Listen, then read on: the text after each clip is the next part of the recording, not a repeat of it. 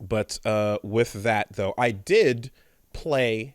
So there's a game that popped up recently on Steam called Ballatro. Have you heard of it? Or Ballatro? Ballatro? Do you mean 18 plus gambling evil game for gamblers? Ballatro? Is it?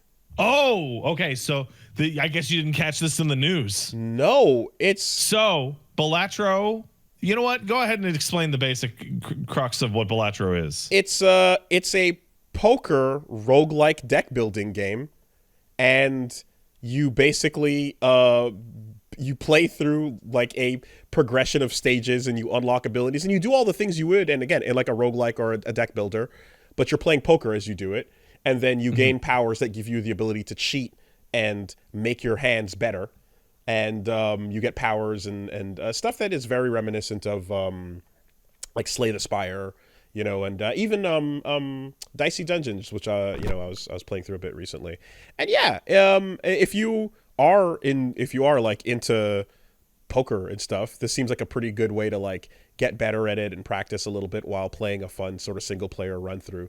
And there's essentially you have like three stages per like area, I guess. There's like a small blind, a big blind, and then a boss. And when you have a poker boss fight, the boss fight will have an ability like two cards get discarded from every hand you pick up, and you're playing hold'em kind of thing, and like you got to use your powers and cheat to fight back against it.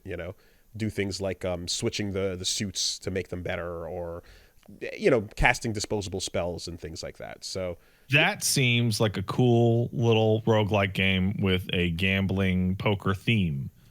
yes, that's the experience I had. I got it on Steam, and that's what I noted of it. So that's why it's rated E10 and up in the ESRB classification for quote unquote gambling themes. Okay. Which is totally appropriate. Peggy, however, the European ratings board, initially gave it a 3+ rating in October, and this week went, oh no, fuck that. It's actually 18+ for gambling, and you have to delist it from stores and pull it from shelves. Whoa. There's no real money. The game's already out. It's already out, and they just changed it. That's insane. Okay. So then they're making that call either based on thinking that it's real gambling because it's cards and poker and that's what it's associated with, or because it's Rated it. They already looked at it and rated it 3 up. So because it's reminiscent of real gambling themes because it's real poker hands and cards, even though it's in a game contextual environment, they're going to treat it worse than if it were. But they didn't. That's the whole thing that's so fucked up. It's that they did rate it and it went to stores. No, I mean changing their mind about it. You can't. You're not supposed to be able to do that. Yeah, no, of course. Like that can happen. Okay, so if something like fucking hot coffee occurs, obviously, or hidden dildos. Yeah, that's unknowns. Unknowns that show up later or so that change something about the in game. this game at all. And in this case, what I'm guessing is the stupid board looked and went, oh wait, like if my kid is playing this, it's going to look like real gambling, and that is a gateway towards degeneration. So let's go back in and overcorrect on this. As opposed to if it were a poker game that were using fucking triple triad cards or inscription cards, like nonsense, I would like to point out that the Peggy rating for FIFA is 3+ for children appropriate. That's so despite stupid. the fact that FIFA and that Ultimate Team mode is the most disgusting gambling microtransaction shit in video games. Games where the fucking with the Nexon rating that drags your chance of winning down to 0 are appropriate for your kids, but not the game that has poker hands in it, apparently. God damn it, man. Yeah, I was like so confused when you said that because I'm like, wait, no, it's a full price not full price, but it's a whatever's like $20 or so. I bought it, and then once you buy it, I'm not uses poker as a theme. Yeah, that's it. You're making. But you see, Wooly, poker reminds the old man at Peggy of regular gambling. He doesn't know this internet loot box gambling. I don't know what that is. If it had goofy characters and they weren't numbers and suits, but they were just fictional whatever, like fucking Fortnite character, like it doesn't matter, it'd be fine. Like that's so stupid. Yeah, no, it sucks because the game was like really, really blowing up, and then it had to get delisted in its upward trajectory, like in Europe. Okay, and it's like that's not fair. They don't deserve that. They were on this big wave of people going, "Oh my god, Ballatro, this is crazy." Well, what I can say is the game's really fun. It's definitely. Especially, and it scratches a particular itch I've had too, where I'm like, I've always wanted to get better at poker, like I've always I do like it, and I've learned enough of like how to just kind of play, but I'm very bad. I know how to play the statistics of the cards in my hand. Me too, but that's not poker. No, that's not poker at all. It's to play against the table, And that's why I'm terrible at poker. I remember sitting down going, I can remember all the numbers. That means I'll be good at poker. I lost every fucking hand I ever played. Learning the odds is just that's just the beginning. It's not about that's that for blackjack. At all. You bring that mentality over to the blackjack table, which is why I do play and prefer more blackjack, because it's easier to kind of just be like, oh, I can just do the odds and play that. Yeah, the dealer has little to no control other than the fact that they win on ties. So okay. Yeah, no, the exactly the vibe manipulation that comes in poker is something I've always kind of wanted to, pick up and get a little better at. So in this case, you're still doing full on fucking PvE cheat poker, but it's still fun to do, and like it does like kind of present me with situations where you're holding way more cards than you would in a real poker hand, and you're like, is it better to discard and try for a straight, or should I go for the flush, or the two pair? What are my odds here, And then there's a pretty fun system of like there are 150 jokers that you can add. That's a lot. And each joker has a different unique wild thing that it does. Oh, cool. It's like a massive modifier to the way your points stack up and the money that you make works. So you like of all the different Joker cards, you just lay out the 5 that you slowly get, and they can turn a really bad hand into an insanely good one. And this is where the whole roguelike effect, thing comes into play. But because you can only have 5, if you see a really good one, you've got to destroy one that you already have, And there's a lot of power-ups too that are good for one moment or for one round, and then it's gone forever. So you've got to like constantly evolve your build and stuff. Very, very, very cool. Didn't expect to click with it as much as I did, but it scratches that same itch that again Dicey Dungeons kind of hit of just like sit back, play some kind of goofy cards, and play cheat poker. And find a way to cheat the cheating boss even harder than it's cheating you. Hey, Wooly, since I don't know when's the next time we're going to have this on topic. Since we're talking about poker and cheating, we are in agreement that the game of cards of poker is secondary to the game of lying to the people at your table of poker, right? Of course. How else can you make money? That's the real game is lying to everyone in your vicinity. Correct. Have you ever felt very strongly about watching a poker tournament and there are people wearing the biggest hat sunglasses and the darkest sunglasses and a beard to cover just every single part of their fucking face? I mean, I feel it's goofy, but it's also at the level where if you're sitting at that table and you're on TV and you've already made millions in life getting good at this, even if your face was exposed, you probably have trained to not react, Like feel like I don't believe I bet you would even the slightest tell, like at that level, you've probably gotten good enough that wouldn't matter. I do agree with you. But I also be like, no, you should be sitting at the table unadorned. Because some people don't do that.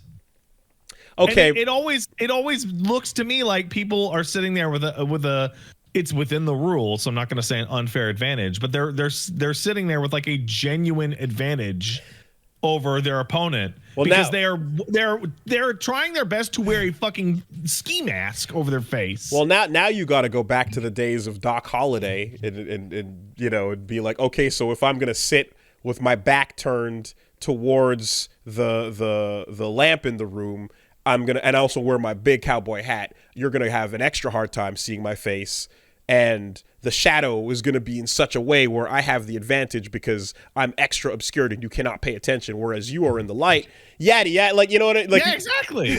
we get to a whole other level of that shit. That is nonsense. Either that. Or, and which would be way worse for the spectator, they all have to wear big cowboy hats and sunglasses. Okay, but here's the thing too as well. Like 8 out of 10 of the people, 10 out of 10 of the people that are at that table on TV have gotten really good playing poker online where there is no video. You just look at the numbers and then and you just react to the stimulus, you know? Like there's zero in-person anything to it. Like they could play that tournament in isolated booths at their PC. You know? So and they should. And they do. But like that, so like, yeah, it's a different thing entirely. No. Hey, new rule: if you're gonna show up to a poker tournament, it's got to be like a college sports. You could never have played online poker. If you're gonna be in an in-person poker tournament, we have to separate you have the to two. have only played in-person poker. And you verify this how? Like what? You make them sign a little piece of paper that says, "I promise." I never did. And I never stood next to my friend and suggested moves while they were doing it either. No. Yeah. Yeah. It's a formality that they even sit at the same table and talk shit. You know? Yeah. I would not be surprised if, like, you know, well, I mean, since they already have, again, virtual poker tournaments that go up to huge amounts or whatever, when you want to televise it, they could get to a level where they're fucking on Yu-Gi-Oh! Stages, you know, like football fields apart from each other. And like and from the other end of the goddamn field, you like they're like, oh yeah, there he is with his hat or whatever. But the giant screen in the middle is projecting all the action. I've become, as I've gotten older, I've become increasingly fascinated by things that aren't against the rules, but seem to feel really, really, really unfair in like any competition. We talked about it a long time ago with like the debate over coaching and fighting games. Baseball signal stealing is... You know what? Let's just say baseball. Yeah. Like every single detail of baseball that isn't throwing or swinging a bat is some kind of nonsense. Well, the fucking Sammy Sosa, Mark McGwire era, which I remember my whole family was tuning in for, was one of like, is it cheating? Yes. But is it hype? Also yes. Therefore, who knows? Right? Yeah. But with the whole thing of like now the concept of giving a signal secretly from the pitcher to the catcher, and we have Ukrainians in the dugout, right? Staring at the signals and then putting it into a database, decoding it, and feeding it back to the person who's going up, and then giving them a little electric zap that zaps them 2 or 3 times to tell them what pitch is coming. What the fuck are we doing? Like sign stealing is so fucking fascinating to me, because when you phrase it as sign stealing and you have people like breaking into fucking stadiums and shit to steal like paperwork about this, okay, yeah, that's probably cheating, right? But like when it goes to the dude, Yakuza 5's plot is like literally entirely about sign stealing. It's the whole crux of the fucking story. Interesting. Okay. That's why there's a character on your crew who's a baseball player. Okay. He got kicked out for being accused of sign stealing, right? But at the same time, it's like if you're just like aware and can decode their little like elementary school like tin can phone conversation, Why would you be punished for figuring out that they're trying to talk secrets? It's hard. It's card counting before they realized, oh fuck, people can count cards. Let's put way more than a plausible amount of cards in a given boot of blackjack, and also kick you out if you happen to win too much. You know, so yeah, exactly. Like the natural rules of the game I should mention allow that, someone like, smart to exploit it. Like, my perception of this is like horribly skewed because I had to listen to my dad complain about how card counting rules and how it's not fair to get kicked out of places for card counting. If you're that smart, you fucking earned it, man. Because there's two types of card counting. There's the team card counting, which is a whole operation. Yes. Which you need to do for poker and baccarat and games like that. But you can do card counting at a blackjack table and just use your fucking own brain and just remember every card. Playing Asuka in fucking Strive requires a card counting skill. You know? Yeah. Anyway, yeah, that's bullshit that it's like, hey, we're going to kick you out over that. But it's like, what is the amount of punches allowed in hockey before we go, all right, the fight's done? Until the refs decide that one guy's got it out of his system. Yeah, okay. So until a heat action is performed, the fight may continue, but only above the belt. Oh, and one hand must be on the jersey, and the gloves have to come off, and the helmets have to come off. You can't. That has to be the start state. So Canadians are people who've lived in Canada for a long time are aware of this, but like Americans or people from other countries may not be particularly aware that like it is not an unknown property that a hockey game can occasionally start in which both centers put their sticks down and throw their gloves off on second one of a new game and decide we are going to fight now. There is a position that is called the goon.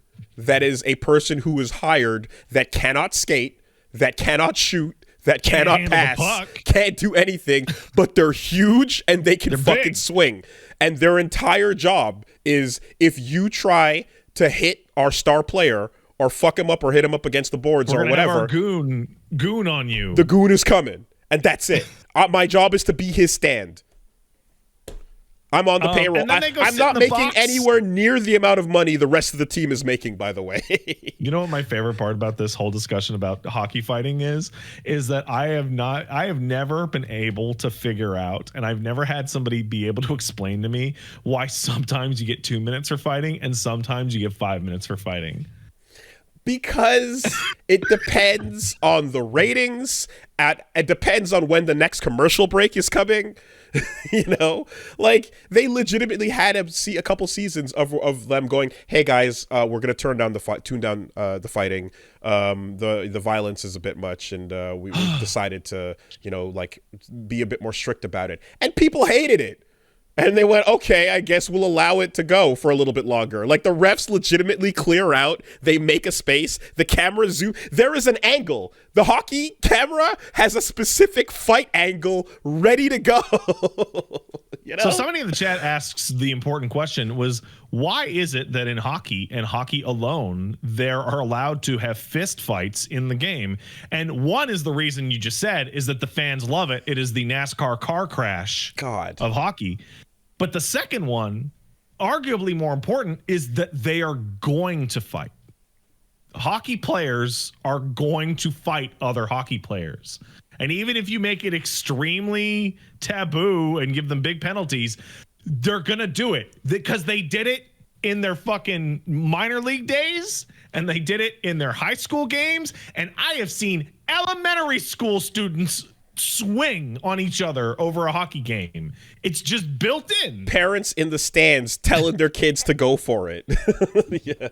But hey, there's also going to be a timeout and everybody can catch their breath for a little bit. and then we'll get back on with it. And then they make sure to put the 2 boxes that you're going to put the guys in right next to right each other. next to each other. So like they can caged swear animals. at each other like, from fucking 2 feet away with a little piece of plexiglass in between them. Yeah, exactly. No, I'm honestly shocked that it never got to a point of when the fight starts, we don't see stats from the previous fight for each player pop up on the fucking sides. You know?